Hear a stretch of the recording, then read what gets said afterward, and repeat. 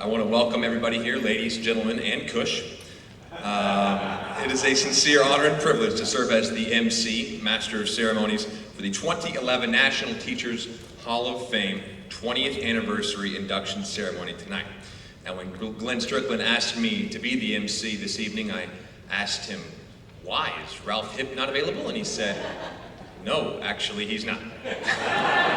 Ralph is actually at his, I believe, 40th high school reunion, so I was happy to make the call up to the big leagues this evening. Tonight is an induction that recognizes an indispensable and critical enterprise in this free society in which we all enjoy living, and an event that honors members of one of the most important professions and certainly the most selfless profession in the country. Our 5 inductees this evening and the 95 who have preceded them represent over 3 million teachers who each day invest in our children's future, and after all, they eventually become adults and become our leaders, so they really are truly our future. As a nation, we understand that teaching excellence is at the center of the success of our schools. Our 5 inductees this evening epitomize this excellence. While tonight we honor 5, we also honor all teachers, past, present, and future. Indeed, this evening, through this induction ceremony, we celebrate the excellence of teaching. I'm pleased to invite to the podium Mr. Patrick Kerr. He's the Public Affairs Specialist with the U.S. Department of Education.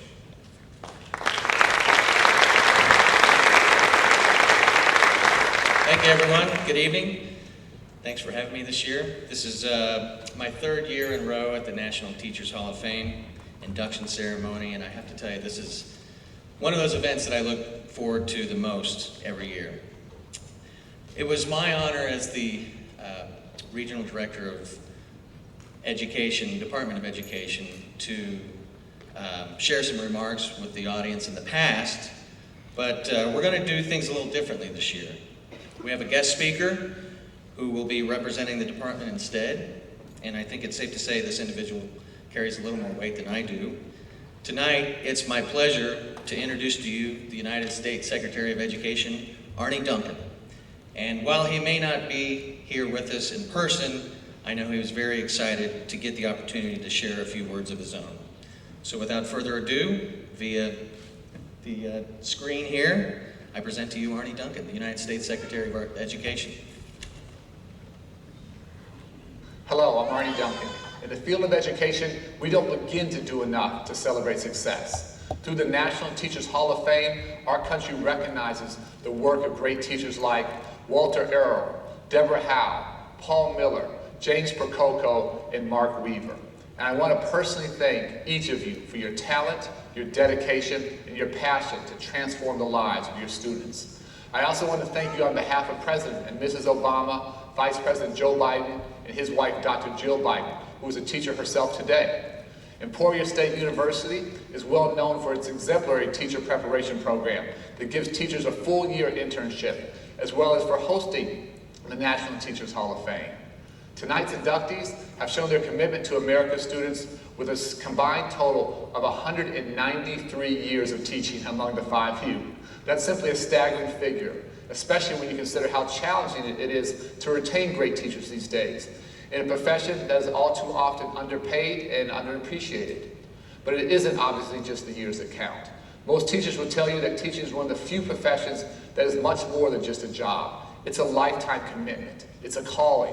Great teachers strive to help all students unlock their potential and develop the knowledge that will serve them for the rest of their lives, that will give them choices and give them a chance to create a better world. They believe that every single student has something to give, even when students sometimes doubt themselves. Attracting and retaining effective teachers is one of the most important things we can do for America's children. Great teachers are absolutely essential to children's success in school and down the road in life. I hear this from parents, teachers, students themselves, wherever I travel. But we all know that being a great teacher is a complex, tough job that is much easier said than done. Our schools need more teachers like the leaders being honored tonight, teachers who inspire and pave the way for the next generation of great educators. Your continued leadership inside and outside of the classroom is critical to the success of this country, and is instrumental in enabling the United States to out-educate, out-innovate, and out-build the world. I want to congratulate every single one of you on your amazing accomplishments and for reaching the pinnacle in your careers. Your achievement richly deserves to be celebrated and honored. Best wishes, good luck. Please keep doing what you're doing because our nation's school children need you. Thank you so much.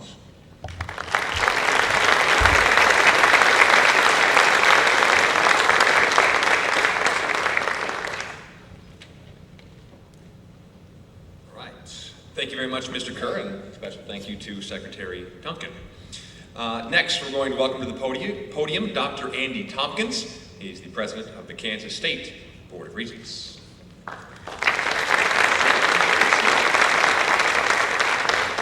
Well, good evening. It's an honor to be with you again this year. And on behalf of the Kansas Board of Regents, I want to extend our congratulations to our honorees for being selected for induction to the National Teachers Hall of Fame. I also want to congratulate the Emporia State University and the Emporia community on their 20th year of hosting this program. Inductees, I hope you've had a great experience during your visit to Emporia, and I can sense and hope you can sense the value that this university and community place on teachers. As you may know, they have come by this honestly. You are at one of the premier teachers' colleges in this nation, and one which is regularly identified nationally as one of the best of the best. So I think it's fitting that this great university with such a great tradition of preparing teachers would have the vision to create this Hall of Fame and the persistence to make it such an outstanding recognition program for now 20 years. Also, we in Kansas understand that this recognition program not only helps us identify some of the best models in the nation, but also gives us an opportunity to celebrate the contributions of teachers in this country and their value to our society. There's another thing that always helps me, and those who were at dinner with me tonight will testify to this. It also gives you a time to start talking about teachers who made a difference in your life. Anybody else think about that tonight besides me? That's a part of what this is about. And so we're here to celebrate you and to remember them. As the mission of the Teachers Hall of Fame states, the mission of the National Teachers Hall of Fame is to recognize and honor exceptional career teachers, encourage excellence in teaching, and preserve the rich heritage of the teaching profession in the United States. Tonight I have the privilege of sharing with you the congratulations of the governor of our great state, Sam Brownback. And if you would bear with me. He says, warm greetings and salutations. As governor of Kansas, it is my honor to congratulate you on being inducted in the National Teachers Hall of Fame for 2011. Teaching is one of the most difficult yet most rewarding tasks anyone can take on, and I want to extend my personal congratulations for your efforts. Your commitment to your community and to excellence in education provides a fine example for not only the students you have influenced, but also for your fellow teachers and your fellow citizens. Being an educator is much more than simply overseeing a classroom. An educator is responsible for helping, disciplining, and shaping students in ways that will continue to guide them long after the specific lessons that have faded from memory. The responsibility of the teacher is a sacred trust that must never be forgotten. This is the true role and purpose of being a teacher, a truth you well know, and a principle you no doubt live by. In the words of William Arthur Ward, the mediocre teacher tells, the good teacher explains, the superior teacher demonstrates, and the great teacher inspires. Once again, I congratulate on your induction to the National Teachers Hall of Fame for 2011. I send my best wishes to you and your family, and I stand with my fellow Kansans in honoring the outstanding example you have set. Congratulations and best wishes.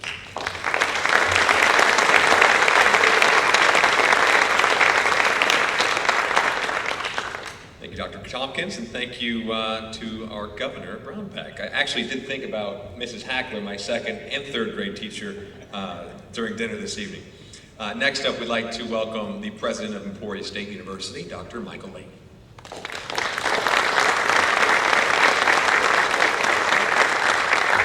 Thank you and good evening. You know, the problem with being the third speaker is everybody's already said what I wanted to say. You may hear some repeat things, but you've met the platform party, so I'm not going to reintroduce them, but there are a few folks in the audience that I will ask to stand and be recognized, and I'll, actually there are two.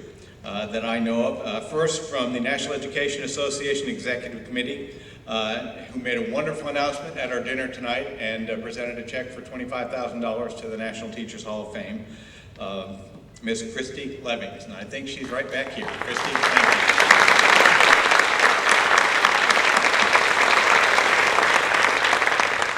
And one of our local heroes for supportive education, a member of the Kansas State House of Representatives, the Honorable Don Hill. And Don, I didn't see where you sat. There you are.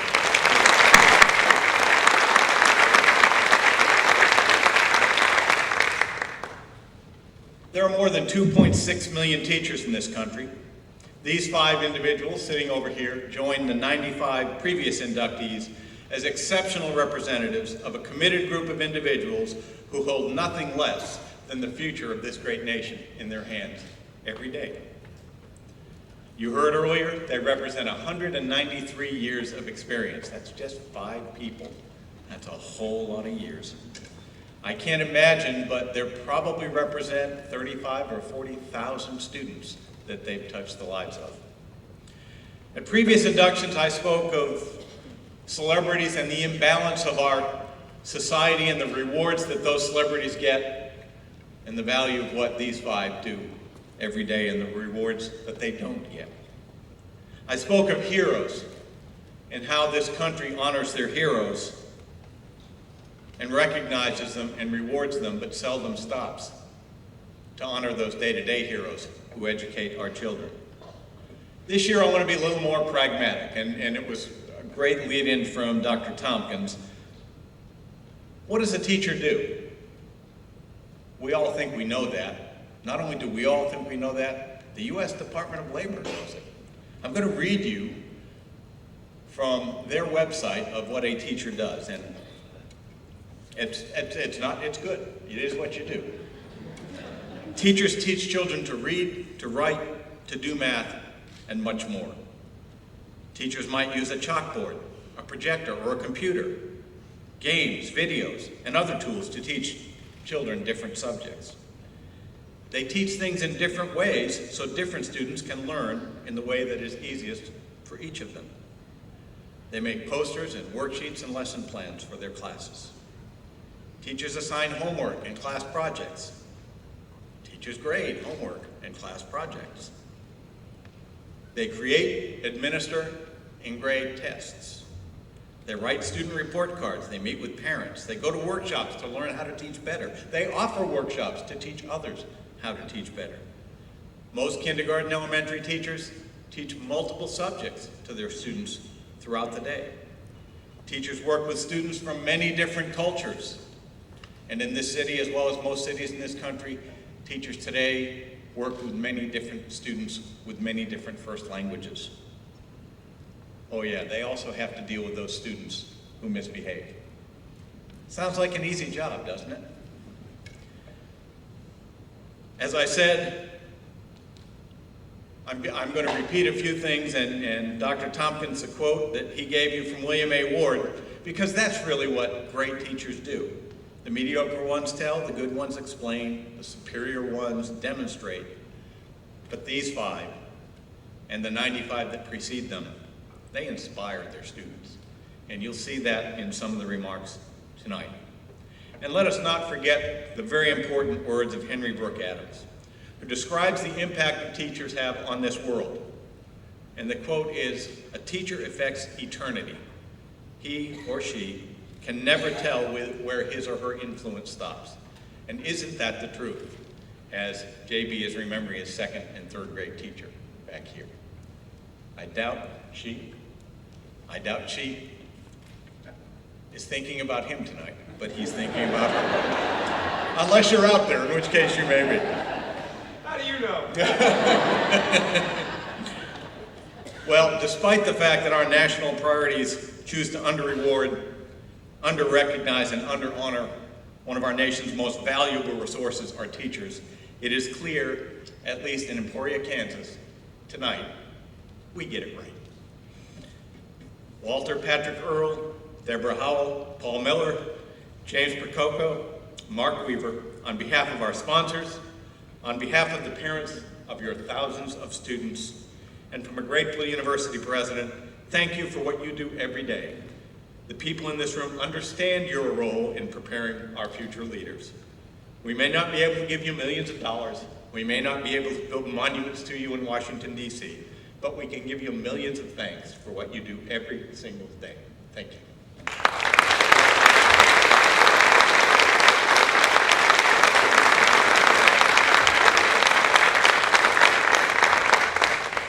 Thank you so much, Dr. Lane.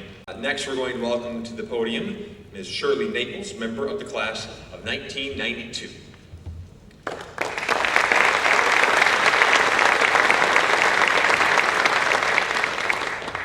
Thank you. On behalf of the members of the National Teachers Hall of Fame, I congratulate you on receiving this very prestigious honor of being inducted into the National Teachers Hall of Fame. In receiving this award, you are representing thousands of exceptional teachers who are entrusted with helping to mold the minds and lives of children of America.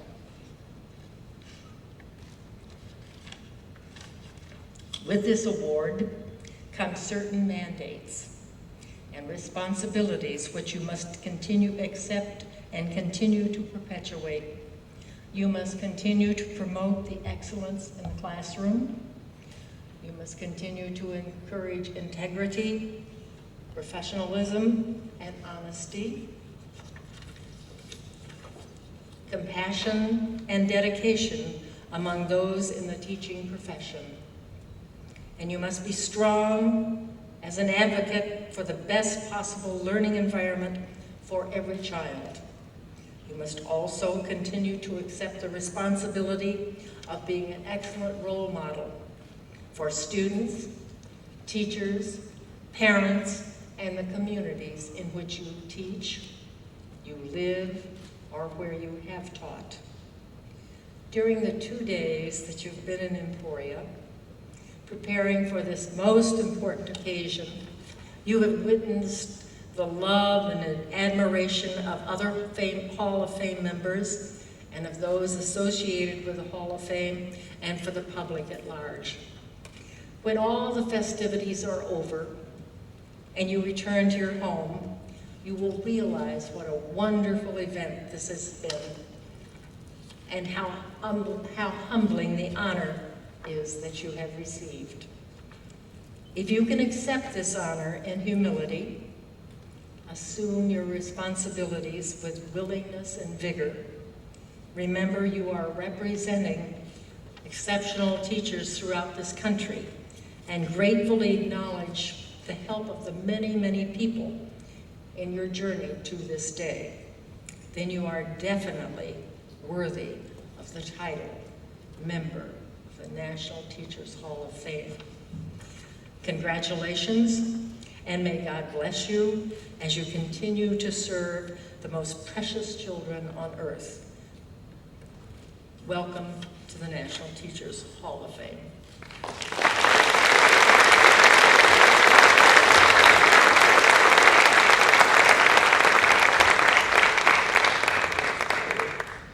Thank you so much, Ms. Naples. And the cool thing, as she goes down the line here, they all get to sign their name with an HOF on the bottom, like the...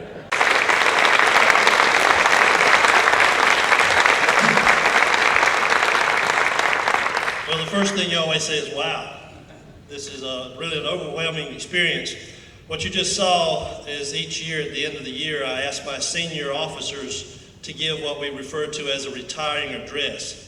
When they asked me to do a video and to show what I do in the classroom, I thought, well, they don't want to see me, so what I decided I would do was let you hear what the students had to say.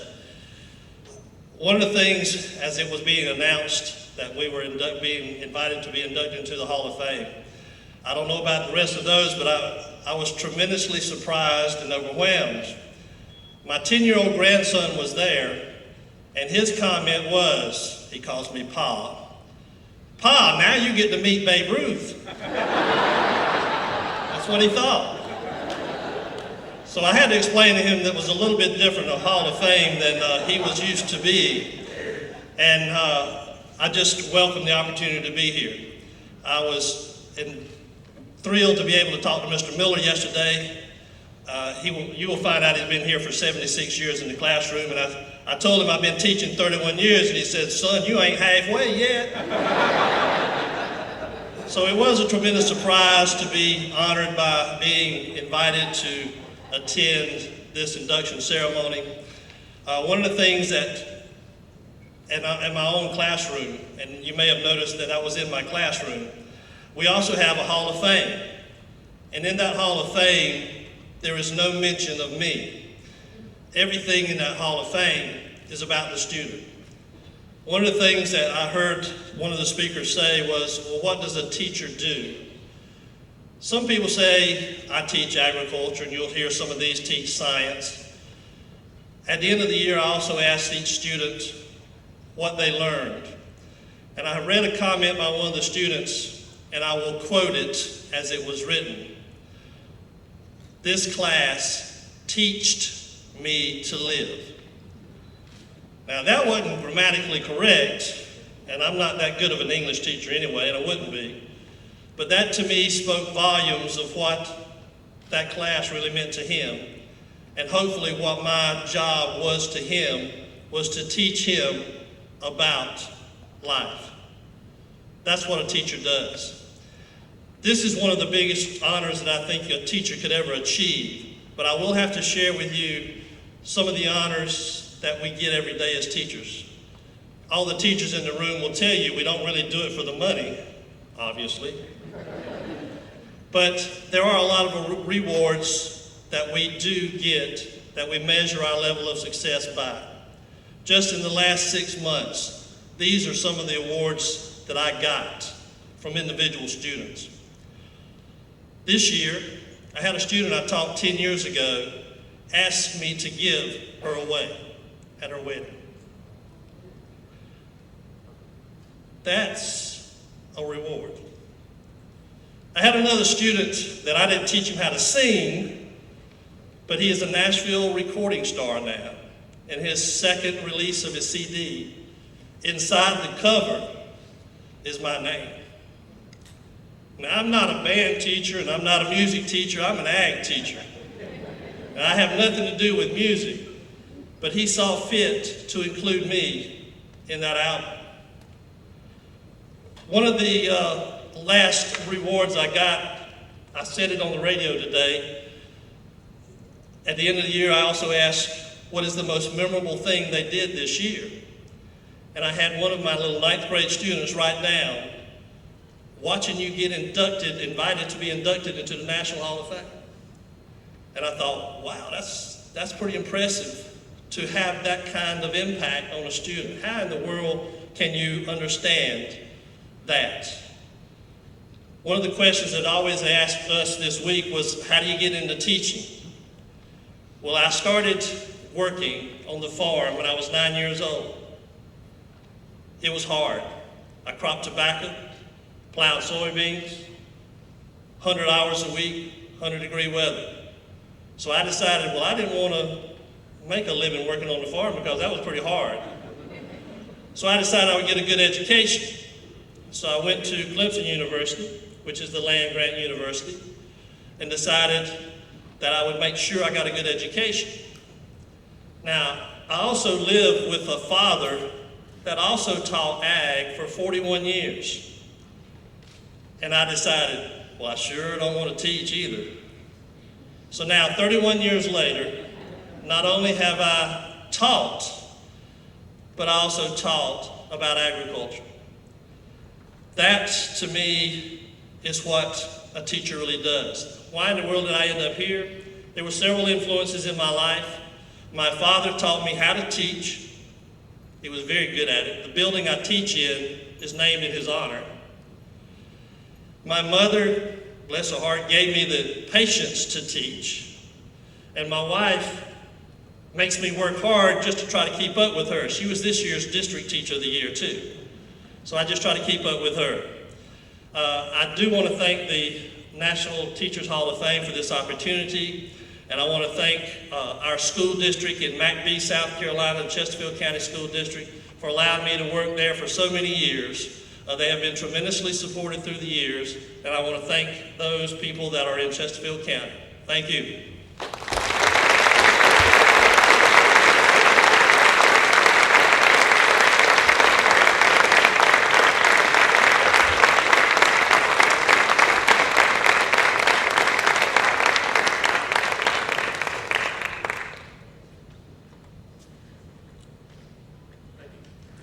Everybody smile for the camera. There we go. Don't forget, save this moment. Tag me on Facebook.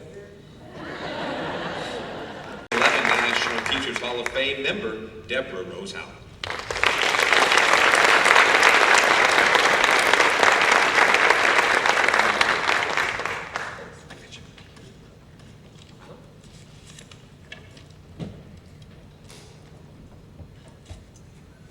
I will strive to be the very best person I can be today. Every day, when we say the flag salute and we finish, all the kids and myself, we turn and look at each other and we say, I will strive to be the very best person I can be today. It's a promise that we make to ourselves and to each other. It means a lot of things to the kids about coming prepared and being ready, to working hard as a team. And for me, it also means that I need to be present for those kids all the time. I need to be able to portray to them that I see every one of them, that I hear them, and they know that they are heard. That's extremely important. I find it rather ironic to be standing here today because last year at this time, I was seriously thinking this was not my profession. I had a really tough year. I team teach with my incredible brother, who I'm so thankful is here today, Mike Shireman, and together we have about 50 kids, 4th, 5th, and 6th graders, so each year we each get about 9 new kids, and then about 9 on the other end go out. But for some reason, the mix in my room last year, I had about 10 ADHD kids, so the vibrations were constant in there. Everybody had a lot of extra electricity. And at the end of the year, I thought, well, I don't feel like I accomplished the things that I wanted to do. And then this year, this little magical thing happened. I got my new class list of the 9, and Mike and I both looked at the list and went, oh my gosh, we have 2 autistic kids joining us. Now, Mike has had an autistic child before, I have not, in the classroom. And I was terrified because I really felt like I was starting the year feeling a little incompetent, and then you add these 2 little people who had an aide with them full time. But the magic here, and I'm going to give you a couple of examples, one of them is our little Nathan. And Nathan is a beautiful little 9-year-old, and he's kind of short, and he's got a lot of spunk to him, and he's got the most infectious smile you have ever seen in your life.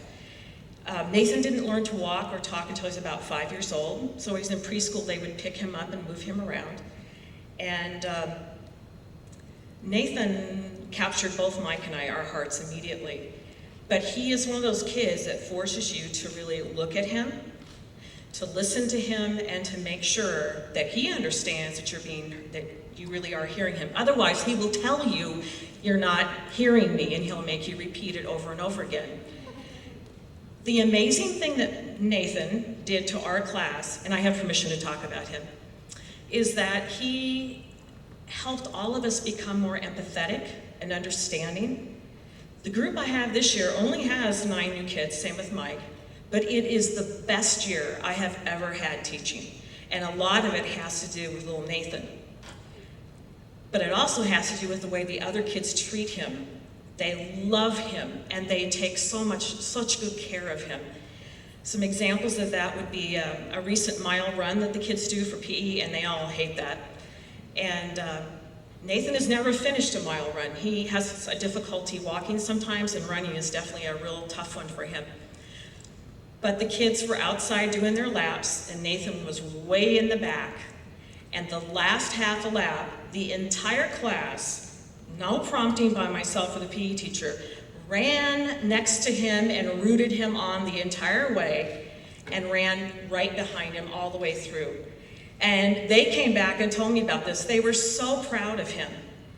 And that's the kind of heart of grace that these kids are growing into in this classroom, and a lot of it has to do with the nurturing environment of each other.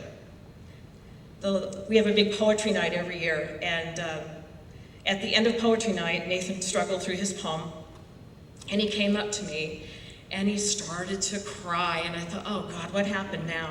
And he was like that, and what's wrong, Nathan, what's wrong? And he said, this is the best day of my life, this is the best year of my life. And it was about all the support that he's gotten from all of the kids and from all of the staff at Monte Cristo. It makes you feel so good. The last example I wanted to give to you, we have a little guy, Colin, and he's one of my 5th graders, so we've had him now for a 2nd year. And Colin is a very active little guy, busy, busy, busy, busy constantly. And we found out about 3 weeks ago, he was having some trouble on his neck. They thought it was allergic reactions. And unfortunately, they found out it was non-Hodgkin's lymphoma. And the kids have been awesome. They've supported, I think, Mike and I more than we could ever imagine. And he's already gone through 2 chemo treatments, and he wants to be at school. And it's not about Mike and I, it's about those kids. He wants to be there with them. So the first treatment, about 2-3 days later, he wasn't feeling good, he was real nauseated, but he still came into the room. And he came back this last week as well. And in the course of 2 days, their families and our staff raised over $1,000 to help pay for their gas cards so they wouldn't have to worry about that going down to Children's Hospital. And that's the kind of place that we have. It's a heart of grace that is continuing to grow. And thank God, because I was really, if I had another year like last year, I don't know if I'd be here. And Mom and Dad, I gotta tell you, I can't really see you out there, but I know you're there. I love you so much, and is this a far cry from kindergarten, 1st and 2nd grade, where I cried every day? I went out to the bus, and I ran back and beat on the door for her to let me come back in. If she came to help in 1st grade, I sobbed, and she had to take me home, because I'm sure she was really embarrassed, so far cry from that. I also want to thank my husband, Steve, who's been incredibly supportive through all these crazy things that we go through. Both of us teach in the same school district. Katie, my daughter, I've been telling everybody you're going to take over Arnie Duncan's position, so you might want to warn him of that. She's in her 1st year of teacher prep, and we're still proud of you.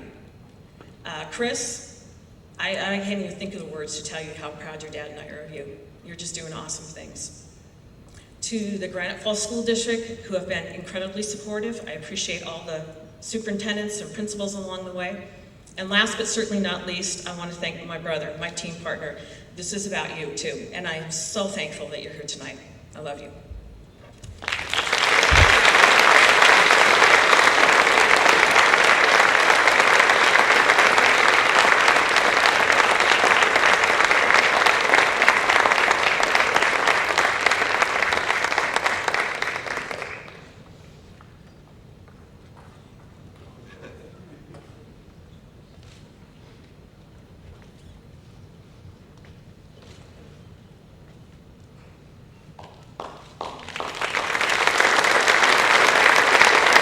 Please welcome a 2010 National Teachers Hall of Fame member, Mr. Paul Miller. And I think he also wins the award for Best Dress. I love that boat.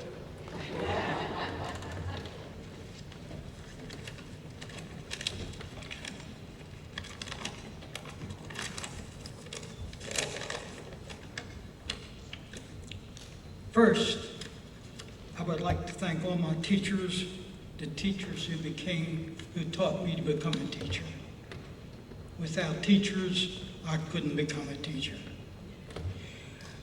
Second, I would like to thank the National Teachers Hall of Fame for all they do to inspire teachers like myself.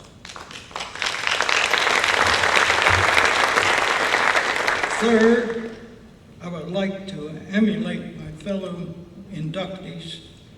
I'd like to congratulate my inductees, Walter, Deborah, Pat, Deborah, James, Mark, and I wish all of you to have a long, more successful life and can keep teaching.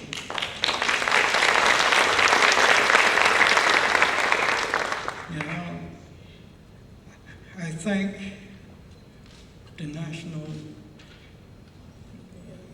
Foundation, National Teachers Foundation. Thank you for this great honor, and I still can't believe that I'm standing here.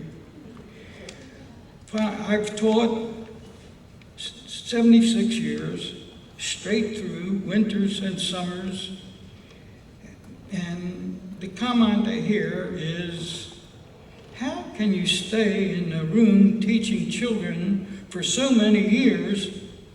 Isn't it monotonous? And my answer is, there is no 2 days that are alike. There are no 2 students that are alike.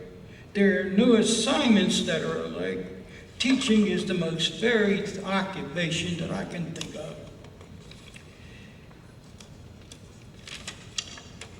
The purpose of life is to have good children. And the greatest benefit that the human life has, that no other creatures in the ever living have, is the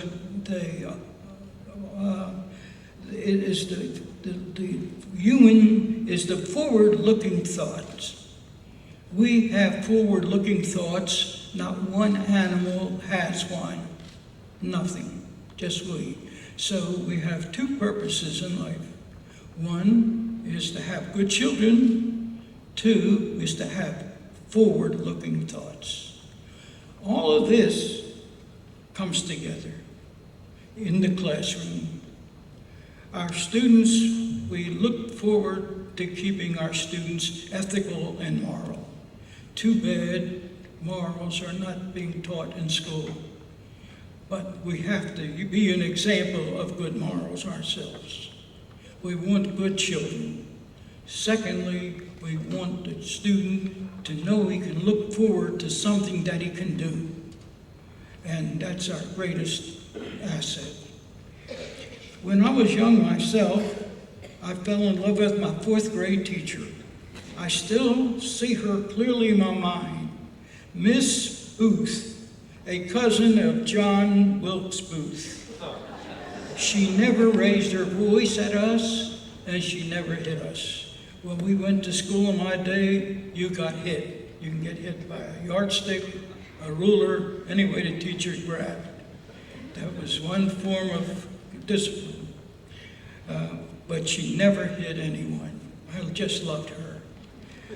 It was during my year in her class that she got married. And she was in her 40s when she married. And the day she came out of church, I was playing with my boyfriends, and I was running after one, and just as she got out of church, I ran into her. And all the rice and everything landed on me. But did she remember that? No, she never punished me for anything. I also remember my 7th grade algebra teacher. This was in junior high. When asked to come to the blackboard to solve a problem, she did not let any student laugh at the hole I had in the back of my pants. Her name was Miss Otto. She came out with a stick and dared anyone to laugh. I didn't know anything about it until after the class was over.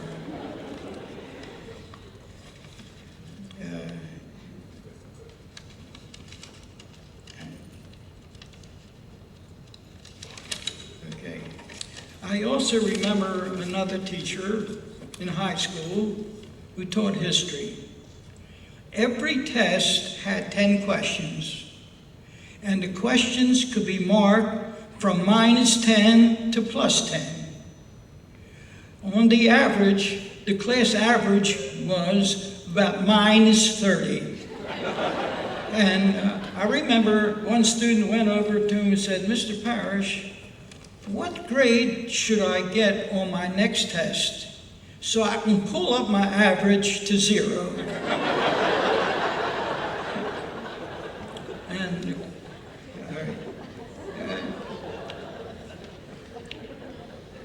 I must remember that although I'm a teacher, that I was a student myself. And I hope to give unto my students as I would have given unto myself. I have never used the same assignment twice because each teaching experience gives you a fresh view for the next experience. And I hope they will influence my students in the subject and the moral phases of life. I have taught math to boys and girls of all walks of life. In the 1950s and 60s, I tutored handicapped children, and in the 1970s, I tutored teachers who wanted to get accredited in the city schools. I spent years volunteering at Jessup's Cot. That's a prison, and I taught them math. And of course, the good part about it was that they used my textbook. And that itself paid for it, because after teaching one class, they told me you got 3 more classes. The classes held 40 students, and one wall was glass where the guards could stay on watch. While I taught, the guards pulled out notebooks, and then they were taking notes, trying to learn too. And the student is not allowed to get out of his seat, and they would call me over. And everyone had the same question. They said, "Mr. Miller, you know, there's a mistake. I don't belong here." It's all a big mistake.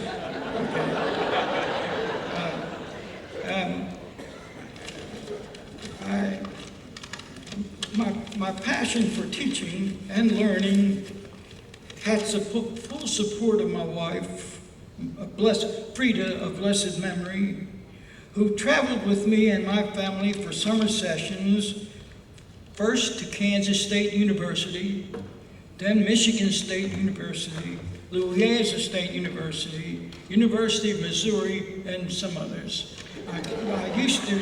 The reason I went to these places is I got fellowships to study. Imagine getting paid to study. And I read some of the greatest mathematicians in my life in these universities. One of the strictest and probably one of the best that I remember was one at Michigan, at Kansas State University. Okay, and every time I'd go with 3 children to a university, I'd come back with 4. I'd go with 4, I'd come back with 5. And I have 7 children all together, and I'm very proud of them, and I think 7 days in the week is just about enough. All right, I'd like to thank all my buddies here who were with me in this period, and I'm still trying to believe that, how did this happen to me that I'm here? I can't believe it. Thank you very much.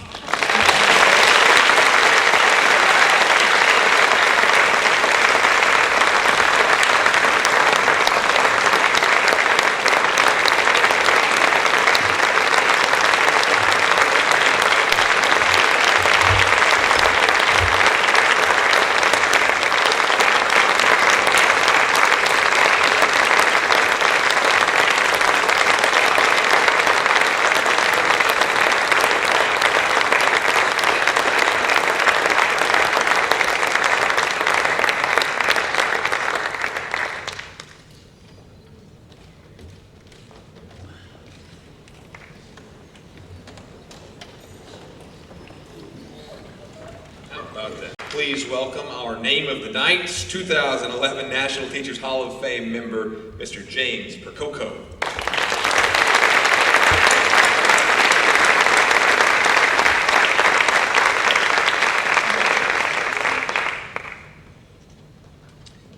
Good evening, everyone.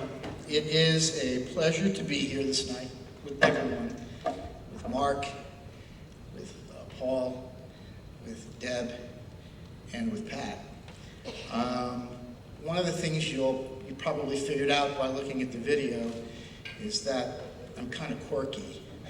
And I promised my students that I would do this.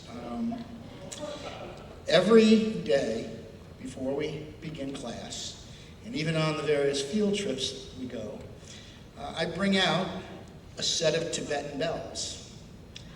And I bring the bells together, and I invoke the spirit of history. Now, those bells are in the museum display case. So, my students were very upset with me. How can you get rid of those bells? Well, you know how to pick these objects to put in the museum. So I said, don't worry, I got it covered. I'm bringing Bubba along, backup bells.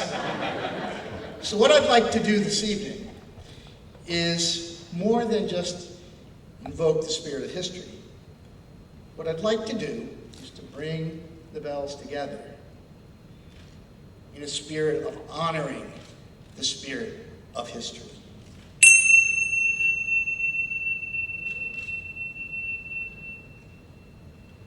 They always wait to hear how long they go.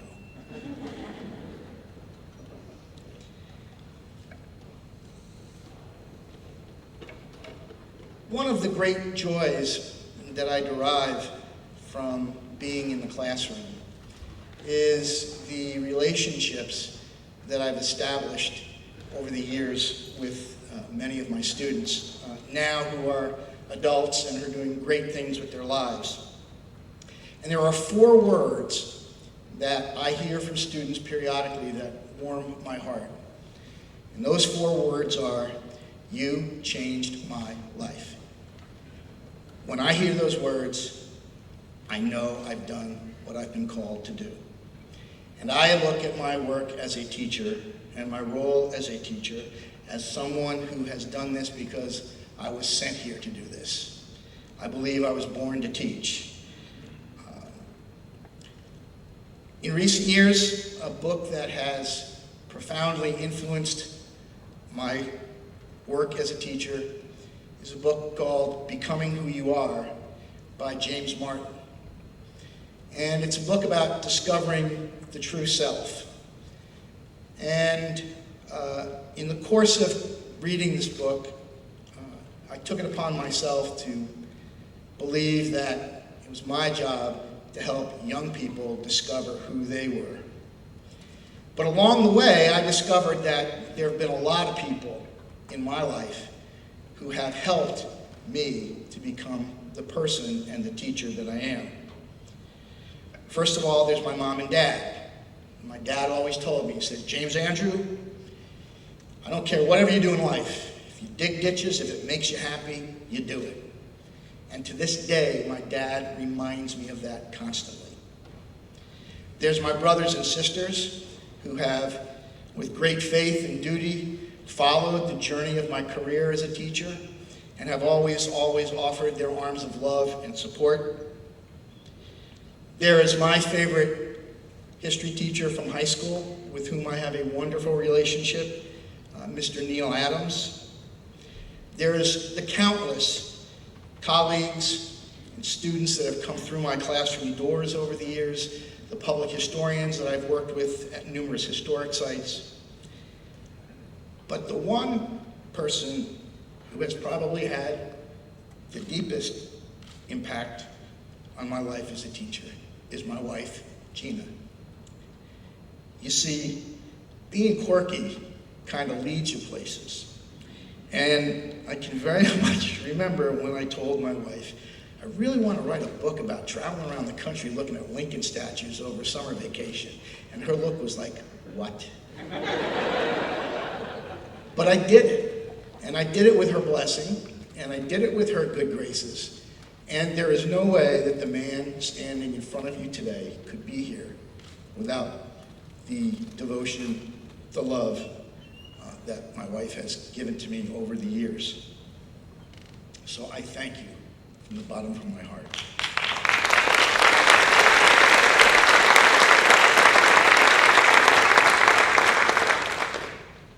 I'd like to thank Fairfax County Public Schools, where I've worked and enjoyed working for these 31 years.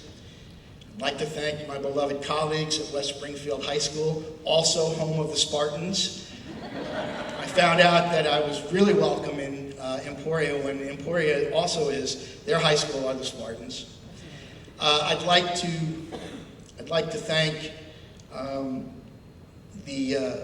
many, many people that have helped me become the man I am today. And I would just like to leave you with two quotes. I'm a quote guy. Teddy Roosevelt once said, "Far and away, the best prize that life has to offer is to do work and work hard at work worth doing." And the second quote is a quote by a lesser-known American, but no less influential in my life, the great American sculptor Augustus St. Gaudens, who, when questioned about his craft, when questioned about his art, would say, "You can do anything you please. It's the way a thing is done that makes a difference." Thank you very much.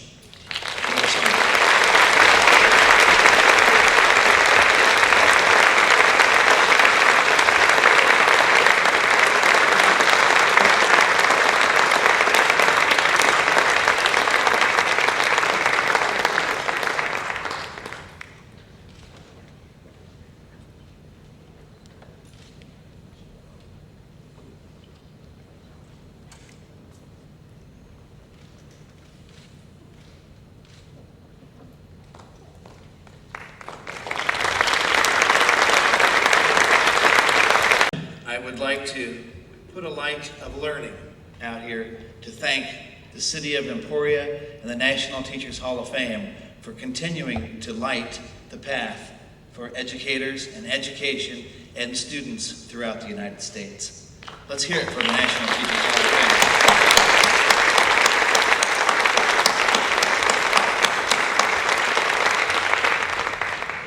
You know, it's been said that education is the greatest profession that there is. But I think we better add something to that. And that is, and this town knows it well, that without the services of our armed forces, we could not do those things that we do in the classroom every day. And it's important that we remember our men and women in the armed forces that are fighting for freedom, for us, and for rights for other people around the globe. Let's remember our veterans and our military right now.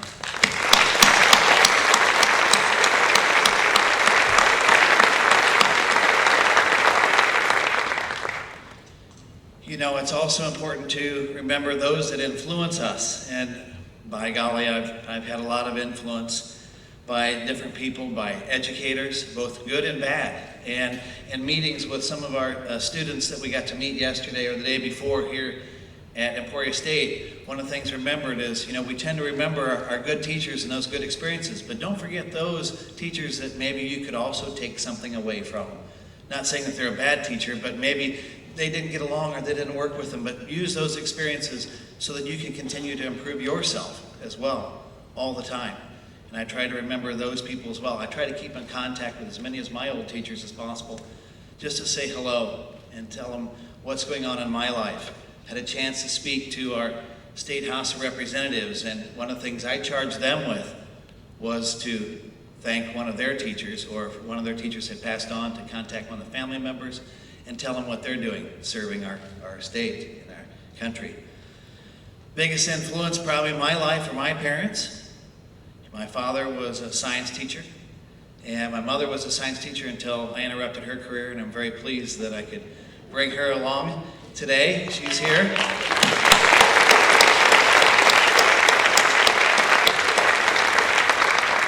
And I love everything you still challenge me to do every day, Mom. You're still teaching me. You know, my colleagues are so important to me because I'll tell you something, you know, to be successful, you can't do it on your own. You have to be surrounded by those people that are also successful and that continue to work with you and work with each other. And of course, it's the students that also help to make you successful and to help with education. You know, this is quite a celebration. It's a wonderful time. I'm so pleased to be up here with colleagues, new friends. Can't wait to continue our discussions long into the years from tonight. I'm from Indiana, And I teach in a little town called Carmel. It's about the size of the city of Emporia. It's just north of Indianapolis. I'm also a Butler University graduate. Maybe you've heard of Butler the last couple of years especially. You know, they've made it to the Final Four back-to-back. Unfortunately not the championship, but they have been the runner-ups, and we're very proud of them. And I'm also an Indianapolis Colts fan, and you know, we're going to be hosting in Indianapolis the Super Bowl this end of this coming season, that is if we have a football season. And I'm also a big fan of the Indy 500. I'm a big race fan.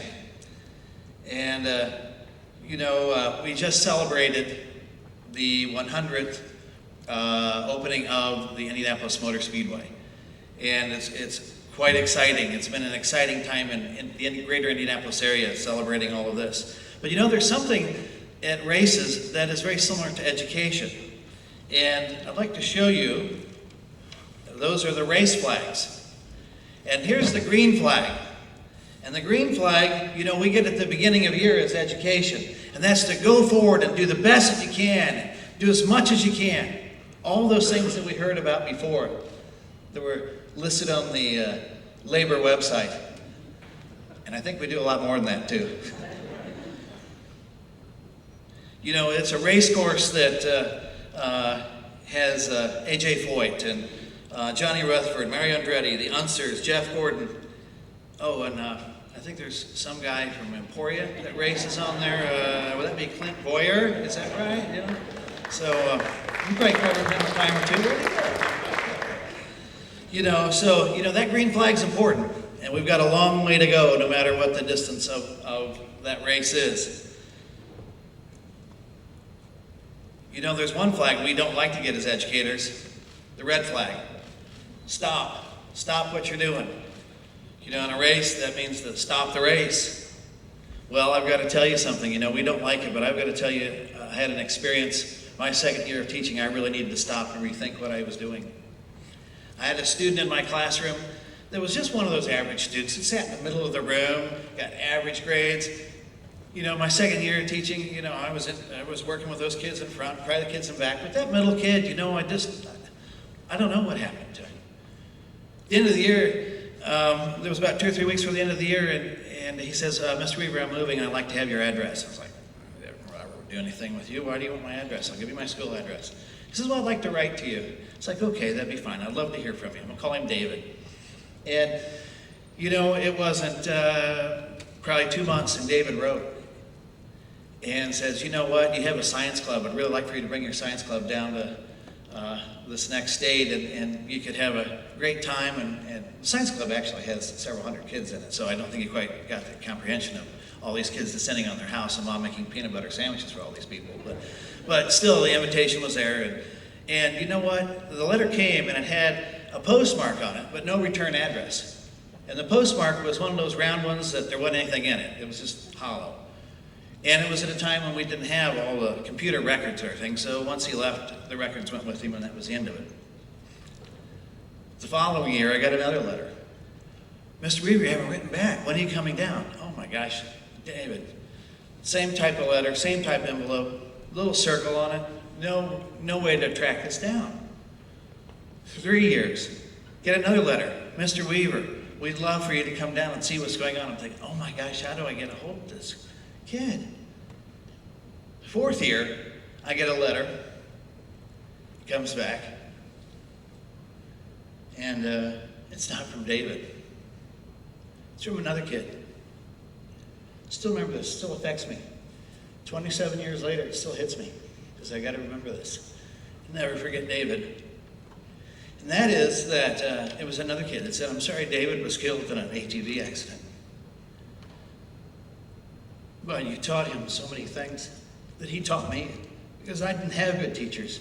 And you taught me even though I never met you. And his mother gave me this box of things, and I found your address in it. And I wanted to write and tell you what happened to David. I've never forgotten David. Wow. Stop, rethink, reset. Every kid is important, and every child can learn, and we may never forget that.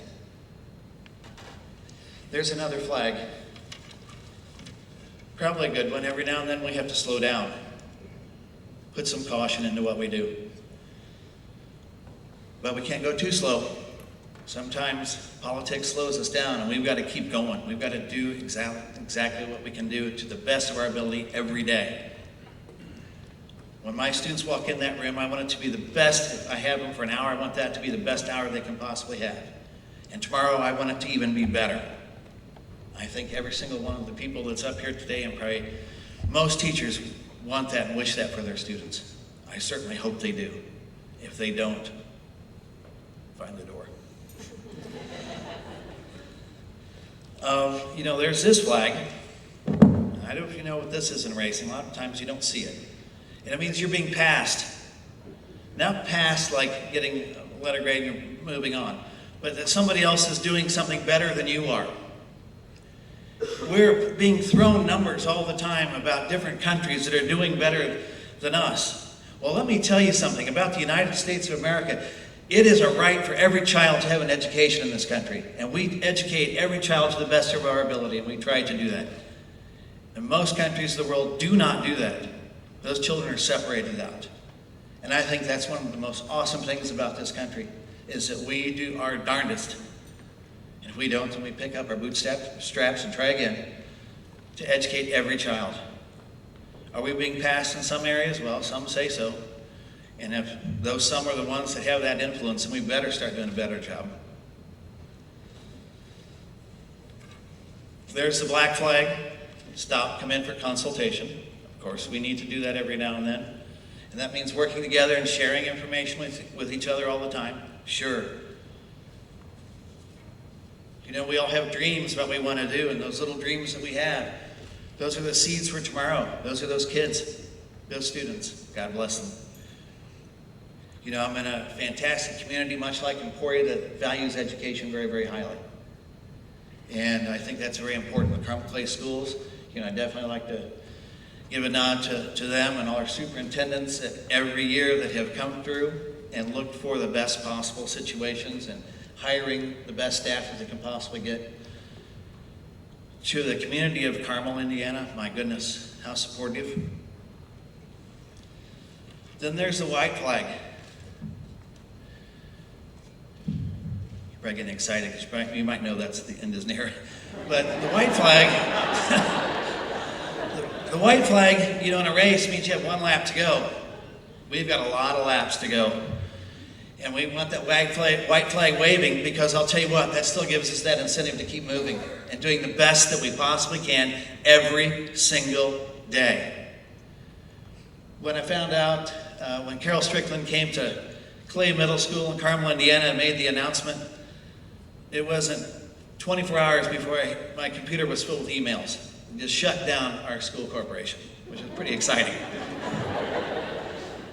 Not for the technology people. One of the emails that came in was from a student I had the very first year, and I was invited to his graduation. Now, lots of times as a middle school teacher, you may not hear from your students. They might bond with their high school teachers or their middle school teachers or their elementary school teachers. So it's pretty neat when you hear back from them and you're invited to their graduation. And I remember that I gave him a dictionary. And I wrote something, you know, good luck, best wishes to you. Well, the email came back. He's an attorney in Washington, D.C. And he said, he sent a picture. And he says, I've never forgotten this, and I take it everywhere I go. It's that dictionary. Because I can't always count on my computer working and spell check, and that dictionary works every single time.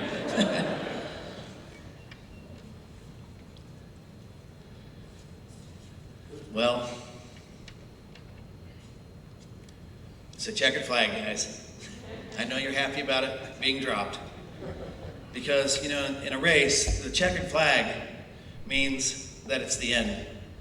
But you know what? I'm not sure that we get a checkered flag in education, because we don't want it to ever end, because we want to promote lifelong learning, not only with ourselves in education, but with our students, and give them the skills. You know, ladies and gentlemen, this is a salute to you. And I'd like to thank you for continuing to illuminate education every day, all the time.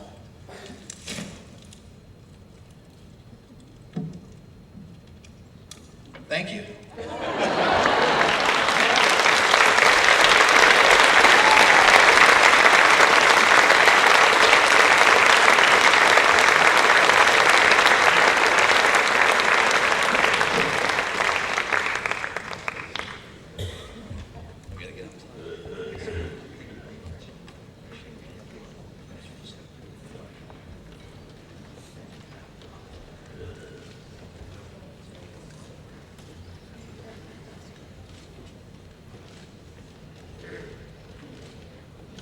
One more round of applause for Mr. Mark Lee.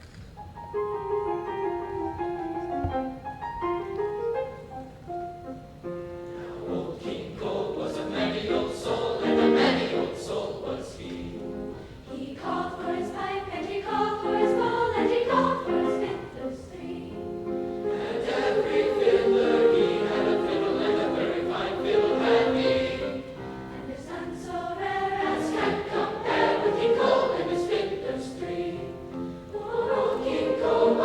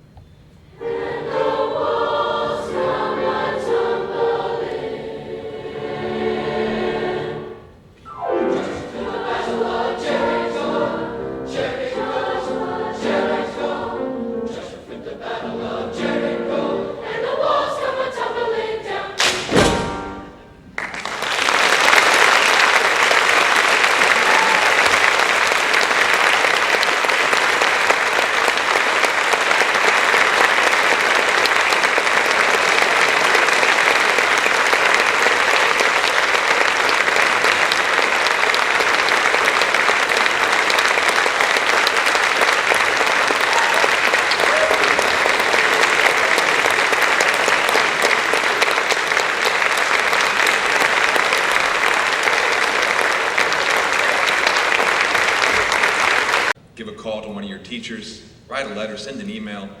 I think that's one of the things that we can take away from this. Ladies and gentlemen, that brings to a close our 2011 National Teachers Hall of Fame 20th Anniversary Induction Ceremony. Have a great night. Thanks.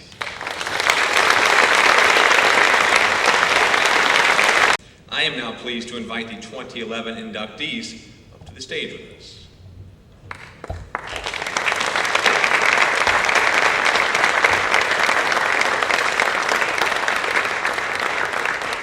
As we do that, and it is now time to induct these 5 newest members into the National Teachers Hall of Fame.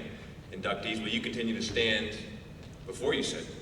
I invite to the podium Melinda, love that name, Melinda Wetzel, Vice Chair of the NTHF Board of Trustees.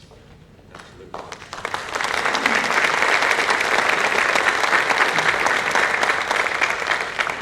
Wow, you guys look beautiful. As Vice Chair of the National Teachers Hall of Fame Board of Trustees, it is a distinct honor and pleasure to induct the 5 teachers standing before you into the National Teachers Hall of Fame.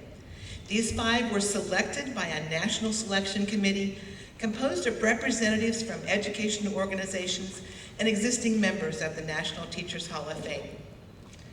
Walter Patrick Earl, Deborah Rose Howell, Paul Miller, James Percoco, Mark Weaver. By virtue of the power vested in me by the Board of Trustees, I hereby induct you into the National Teachers Hall of Fame and bestow upon you the title, Member, National Teachers Hall of Fame.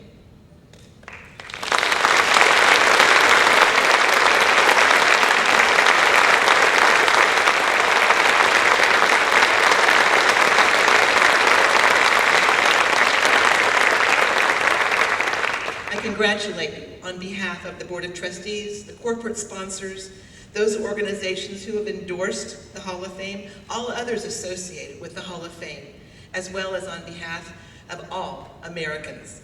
I commend each of you for being an exceptional teacher. I thank you on behalf of all the students whom you have taught and in whose lives you have made a difference. I am personally honored to know you, and forevermore we will be honored by your presence in the Hall of Fame.